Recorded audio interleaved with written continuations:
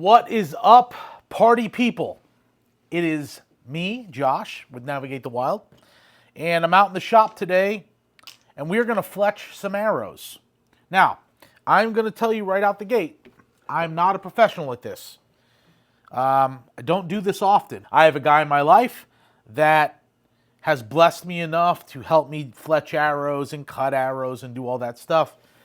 And this is a part of, if I'm completely honest with the audience, this is a part of the archery industry that gets very nerdy very quickly, and it doesn't grab my attention as much as it probably should, okay?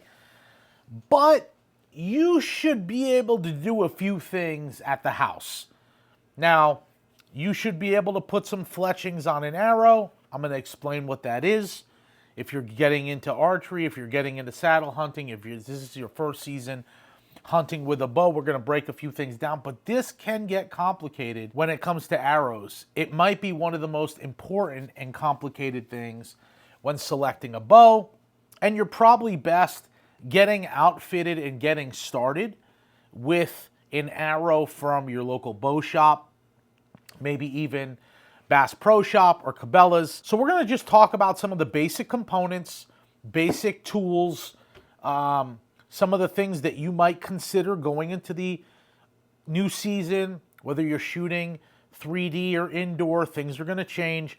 But these are going to primarily be my arrows that I'm going to hunt with and arrows that I'm going to practice with. That's what we're going to be dealing with here. So being able to screw in a field tip. What is a field tip? What is a broadhead? What is a wrap? What is a fletching? Why do I want certain fletchings? That's the stuff that we're going to go over today. Very elementary. If you want to start getting into what is brass ends, what are the inserts, I highly recommend going on to John Dudley's website or his YouTube channel or even Elk Shape, and checking out their arrow building. These guys are experts in it. These guys are surrounded by experts in it, and they really get into the nuts and bolts of what archery components are when it comes to the arrow and breaking it down by the gram and all that stuff. I just don't do that. I want to be able to show you how to fletch up an arrow and get back into the field. So this year, I've got two arrow sets. This is a gold tip Pierce Kinetic 500 spine. That is the arrow shaft. Quite expensive. I probably would not have bought this on my own, but I shot this last year. My buddy Jim got these for me, and they shoot like laser beams. So really what we're going to do here this year is we're going to put I chose reflective wrap because it is still kind of white, so I want to be able to see blood on it. But I also don't want to run a lighted knock. I just want to run a pin system with a knock on it, and then a reflective wrap. So we're going to put that on. And then we have, these are our pin bushings, okay? Pin bushings are nice. That's what the knock is on. And what it does is, as you're stacking arrows into your target and learning how to shoot, and you're excited about shooting and you're shooting more, it's much easier to change out a knock that you break off of a pin bushing than just have a knock there and you snap it, you break it, you got to start all over. I love having pin bushings, and I love having a little bit of weight up front. When you're dealing with more expensive arrow shafts, which these are, it's just nice to have that extra protection and extra weight up front. So I got a little bit of brass up front. The other set of arrows that I shoot, these are also gold tip Pierce Tor spines. And these are a step up from these Kinetics. These are like $212 a dozen. Very expensive arrow shafts. That's just the arrow shaft. And I would not purchase this only because I can't afford it. So again, Jim has given me these. I take them hunting. It seems like our relationship centers around me taking them out to property and hunting, and he then hooks me up with amazing arrows to shoot throughout the season. So we're going to do a few of these and kind of show you step by step how do we cut off the old stuff, get off all of the glue, get our tool set up here. This is our fletching jig. This is a Bitzenberg fletching jig, and this is probably the most well-known fletching jig out, so I'll show you what that looks like. I'm just going to stick with what I know, and I'm going to stick with what's most basic, okay? If you want to do something more than that, I highly recommend going to a pro shop. They'll be able to help you with that. But for me and for the average guy, we're going to shoot a 3-fletch vane, so that's what we're going to stick with. I am going to run, these are VaneTech HD vanes. I've had really good luck with them. And so we're going to run 2 neon green. They're almost translucent. I really like these. It's a low profile vane with 1 white vane. These are 2-season-old fletchings. And so I wanted everything to match. I wanted to go with a little bit of a different vibe this year. And so what we're going to do is we're going to take off the knock and we're going to take out the pin bushing and we're just going to lay these off to the side. You've got your pin bushing here and you see that little bit of white. To keep them nice and snug in your arrow shaft, you just wrap a little bit of dental floss around that and it'll sit snug. Then you've got your knock. This will connect onto your bow and allow you to shoot. So we're going to take all these out first to begin with and just lay them off to the side. You can see I've knocked the fletching off of that one. And that stuff just happens throughout the year. Get a real nice sharp razor blade and we're just going to cut off the old stuff. Okay, you don't want to cut into the carbon or anything like that. I'm going to show you a little bit of a trick when it comes to getting the fletchings off, but you just want to cut that off. And it's just nice and easy, but you want to make sure that this arrow shaft is like squeaky bum clean. Still got a lot of resin on there, so we're going to use a little acetone and we're just going to give these things a little soaky poo and make sure that we get every bit so we're working with a clean canvas here. But that thing is going to be super clean when we're done. Okay, the resin's off. Now we need to make sure that it's really clean. So we're going to take our little Lowe's cup here and we're going to get some acetone. It's this stuff here. Is our arrows go in. And we're going to let these arrows sit in here for about 2 minutes. And as we pull these out one by one, we're just going to make sure there is nothing on there. We're just going to let it sit, let it lift off all of that glue off of those arrow shafts. You could actually see it lifting. That one is perfect. That's one. We're going to do this to all of them. Wipe it down. Take our knife. Is there any burrs? Not really. Very little. Yeah, that's perfect. Now what we are left with are clean arrow shafts, and we are going to use some of these.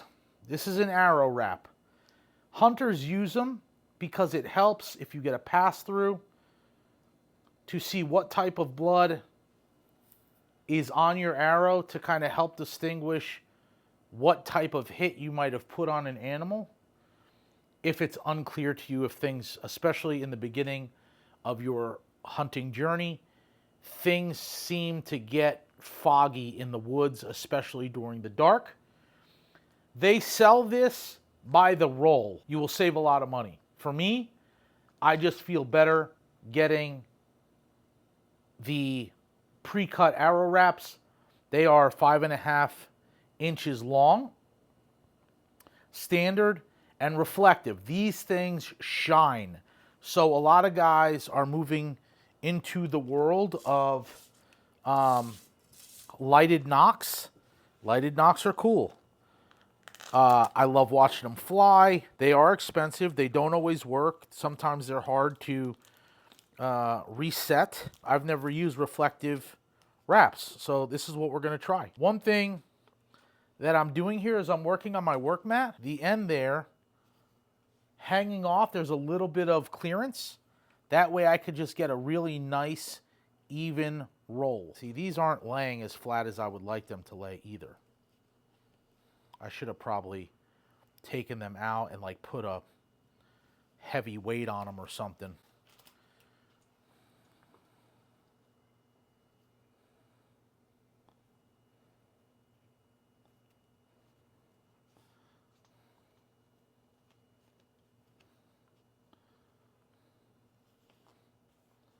All right, I like that. Sticky side up, lay it as flat as you can.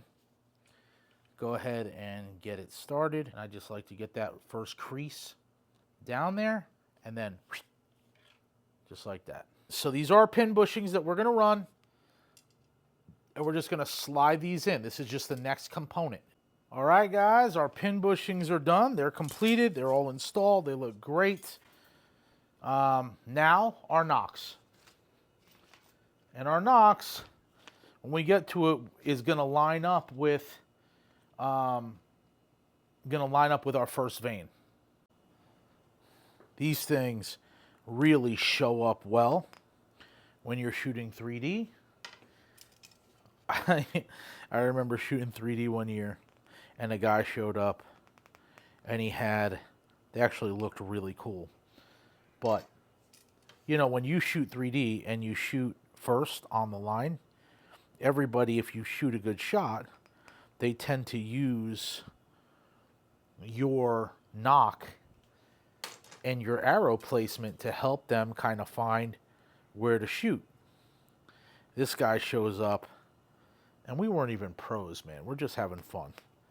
This guy showed up, blacked out arrows, everything black, fletchings, pin bushing.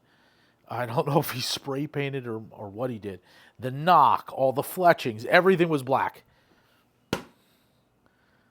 He didn't want you seeing nothing. I just thought it was funny. Nocks are on, nice and bright, man. I like that color. Now, the hard part. Doesn't have to be hard. Let's not be scared. Let's approach slowly. We're using some Fletch fuse. They say this only takes about 4 hours to harden. I'm going to let it sit for the night because it's super hot out. I'm not going to shoot tonight. We're going to get this set up, and we're just going to let them sit. You also want to store this stuff in your fridge once you've used it. This stuff is super sticky. We're going to put this into position, and we're just going to roll it on, and we're just going to let it sit there for a few seconds. All right, I'm actually going to use a hanky. So if all has gone well, peel it off. That looks good. I just like to inspect everything, and then we're going to turn it. Looks good to me. Now we're going to go, the next one is going in, and we're going to just pop it in there. Same position. All right, looks good, feels good, looks good. Looks good, feels good. Let's put it on. All right, I'm going to peel it off. Nice and easy. I'm going to turn that bad boy. Last one. Boom. It's on there in the position that you want it. I'm going to hit with a little love juice. Peel it off. And there is our first arrow. I want to make sure we're gone of any excess glue. That's looking great. I love the way that looks. And now is I'm going to put a dot of glue on the front of the fletching. Each one, just a smidge. When you're shooting over and over, sometimes what happens is, especially in your blocks, you'll push this arrow all the way through to the fletching, and it'll go into the block, or it'll go through the block if your block is old. But sometimes it goes right up to the fletch, and if you don't have that little dollop there of glue, it will peel off your fletching, and you got to fix it. So that just gives you a little added joy to the whole thing. I'm just putting a drop right on the front of the vein. Just a little drop, each one. Add a little protection to each vein. And there we go. All right, guys, so we're getting close. I got 3 left, actually 2. Getting ready to pull this one out of the jig. One thing I wanted to show you is this. You can see those little highlighted areas on the wrap. One thing I'm learning is take your time, get all the excess glue that seeps out off of there, okay? Just make it nice and neat. You don't want any glue on the veins or anything like that. So I've been taking time. Once I press it in and you get some glue that oozes out, use a Q-tip and kind of roll it down the spine and get it off. And then I go back with a hanky and just get everything nice and clean. And then when I take off this piece to reveal the fletching and the veins, or when I take this off to reveal the veins and I pull it out, I'm just looking at everything, making sure everything's looking really good. Nothing's seeping out. Everything is seated really well. And then I give it my last few drops of glue on the front of the veins, line up my knock, and on to the next. Anybody can do this. You just have to take your time, pay attention to detail, and realistically, the only way you get good is trying, getting out there, doing it. Just like shooting, anything else, you want repetition, repetition, repetition. And so, no, these aren't perfect, but they are going to do great. I did them in my garage. It was therapeutic. I've got arrows to shoot. I got arrows to hunt with. And I'm super happy about this. So I'm just going to keep trying, keep growing, keep learning the craft, keep applying what I'm learning, keep watching stuff online, and you should too. Navigate the wild.